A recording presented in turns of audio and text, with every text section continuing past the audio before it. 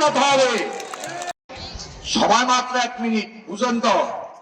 প্রিয় উপস্থিতি, প্রিয় নেতৃবৃন্দ, জাতির এই ক্রান্তি লগ্নে জাতীয় পার্টি স্বাধীনতার সপক্ষে, বিএনপির পক্ষে দেশের সাথে নিরলসভাবে কাজ করে যাচ্ছে।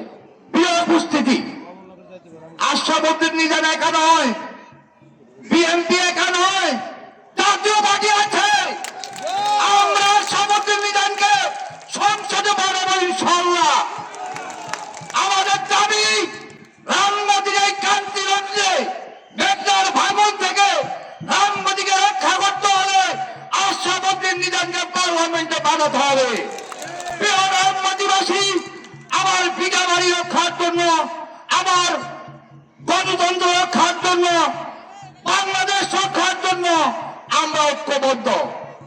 আমি রামগতি কমলনগর জাতীয় পার্টি আপনাদের পাশে আছে। আশরাফুদ্দিন নিজাম পার্লামেন্টে যাবে। আপনারা জানেন আশরাফুদ্দিন নিজাম, আসাম আব্দুর রব, মেজর মান্নান রক্তটির সাথে এমপি হয়েছে। আর এখন তার প্রতিদ্বন্দ্বিকার আপনারা জানেন। আশরাফুদ্দিন নিজাম পার্লামেন্টে যাবে। এই দেশের মানুষ বর্তমানে পরিস্থিতি রামগতি রক্ষা করার জন্য তাকে পার্লামেন্টে পাঠাবে। আমি সবাই পেলে অনেক কথা বলবো। উদাত্ত আহ্বান জানিয়ে তাদের শিশুর পক্ষে সমর্থন দিয়ে আমি বিদায় নিলাম। খুদা হাফেজ। বাংলাদেশ জিন্দাবাদ। আশরাফুদ্দিন নিজাম জিন্দাবাদ।